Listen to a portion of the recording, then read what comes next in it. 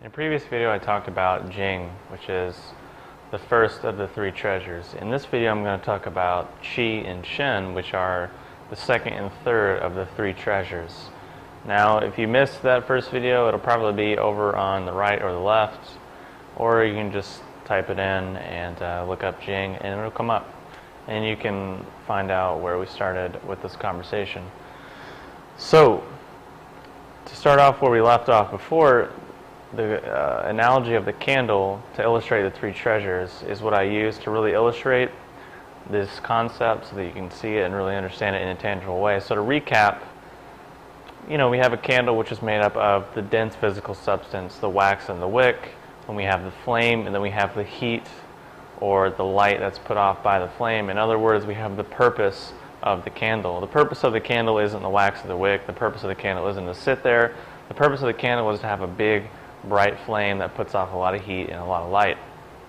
Likewise, Shen in our being is our purpose. It's our capacity to put off light into the world, to radiate light, to receive light, to perceive light. So, Jing, of course, is the first treasure, and it would be the dense physical substance of the candle, the wax and the wick, the dense physical aspect of the candle that determines the quality and the quantity of its lifespan. The Qi would be the actual flame, which will determine, the light that it's able to put off and the heat that it's able to put off. The bigger the flame, the better the light. And the flame is actually how the energy of the candle is moving, how the candle is, spending its energy. It's actually kind of like the metabolic functions of the candle. And in the same realm, in the same vein, Qi in our body is associated with the metabolic functions, the basic life energy, the metabolic functions, the mobilizing electrical force that moves our body. And we're able to absorb Qi from the food we eat, from the air we breathe, and also from the environment. So you'll notice people that eat a pretty bad diet tend to have low energy. People that barely breathe and use their full capacity tend to have low energy. When you go into, say, like a big store or a hospital, an office building, and the environment's terrible, it's air conditioning, there's no fresh air, there's tons of EMF pollution, there's fluorescent lights, and you just get in there and you just get really tired and kind of like want to just go right to sleep. That's because there's no Qi in the environment. The air is basically dead. It's been recirculated who knows how many times. But you go out into the woods, you go out by a waterfall, you go out somewhere very nice and pristine, and you can breathe better. You're just more awake, you're more calm, you're more present, you're more aware. It's because there's more energy in the environment. Now most people think, food is the only place to get energy, and energy is solely associated with food. But honestly, that's a very small portion, because if you do exercises like Qigong or Tai Chi or yoga or any kind of breathing exercise, you know that you can get so much more energy from just breathing, and you can just get such a charge, and you can really regulate and balance your energy, your metabolic functions, your overall physiology through your breath. And that's really the secret of all yogas and meditative disciplines, yogas, Qigong, everything. It comes back to the breath. So the organ that's associated with the Qi would be like the lungs, because we breathe, and also the spleen, because that's what's transforming our food. So if we're having damp spleen or depressed digestion or a decreased metabolic fire, digestive fire, our energy is going to suffer as well. We're not going to have very good energy. Likewise, if our breathing is very shallow, if we don't use our full diaphragm, we don't breathe down into our belly and use our full capacity, our energy is going to be low, and we're going to have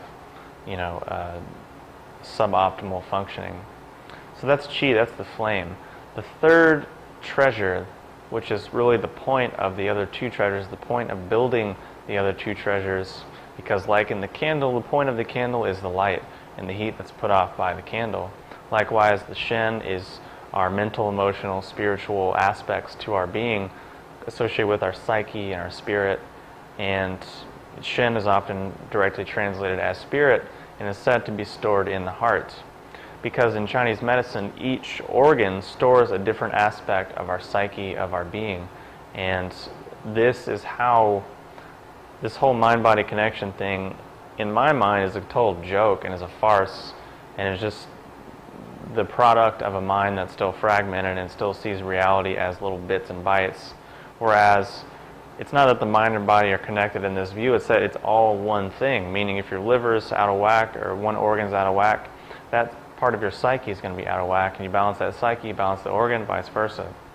So taking herbs is a great way to help to build the Shen and help to, raise your consciousness, to help to deal with nervous system disorders, to help to deal with mental emotional disorders, depression, anxiety, stress, fear. All these things are called Shen disturbances. And bad dreams would also be a Shen disturbance. So herbs like reishi and holy basil are great, what are called Shen tonics, meaning they have physical benefits, but they work on more of the non-physical aspect of our being, helping us be less detached or less attached to stress, less attached to anxiety, able to kind of start to perceive life from a higher perspective, to gain an insight into ourselves and to see our habits, to see how we're operating and how we're creating the situations that we're running into on a daily basis. And Shen tonics can really help us get unstuck, because the way these tend to work is, let's say you go through a stressful situation, because let's face it, stress is a part of life and there's really no way to escape it, and we're gonna have situations that are going to test us and stress us out. It's just part of the game.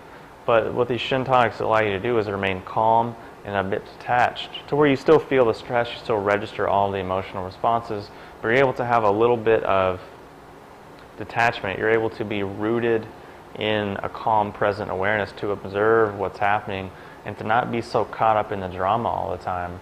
Now, obviously, this is a process that takes time, and the herbs work on you as much as you work on yourself. So if you're rigid and you're not going to change your thoughts, you're not going to change your habits or your beliefs, anything, then the herbs are only going to get you so far. But if you're open to change, if you're already changing, trying to change, trying to move in that direction, it's just going to aid that process and make it much easier and more effective. Now, when I'm saying the word spirit, let's not confuse it with more of the Western Judeo-Christian idea of a spirit or Holy Spirit. It's much different from that. It's just, for whatever reason, that's how the Chinese word Shen was translated into English, because unfortunately most of these texts were translated by white males who were raised in a Newtonian, Aristotelian, physical paradigm from 18th, 19th century science, plus a whole Judeo-Christian worldview. So they just took all of that, put it on this Chinese medicine, and that's what we have now. Now, of course, some of the things changing because people are bringing new information in the conversation, seeing things in different contexts. So I just wanted to throw that in as a disclaimer. Now, I think ways to build Shen, obviously taking herbs, writing goals, writing affirmations, doing meditation, doing things that are calming and relaxing and help you feel more peaceful, yoga and meditation. All of these things, qigong, are great for helping to build the Shen. And when you strengthen the Jing and you strengthen the Qi, you automatically strengthen the Shen, meaning your thinking can get more clear, your creativity can be stimulated, your memory can improve, your intelligence can improve, your focus can improve, your level of consciousness can go higher and higher and higher. Because think about this, if you have a candle and you make the wax thicker and longer, you make the flame thicker and longer, or you make the wick thicker and longer, you're going to have a better flame that's going to burn longer, last longer, and put off more light. So likewise, you build these treasures in our body, the Jing and the Qi. We're going to put off more light, we're going to last longer, we're going to see more, we're going to have a higher consciousness, and we're going to be just much more effective at doing whatever it is that we want to do, and we're going to be much more likely to achieve our purpose.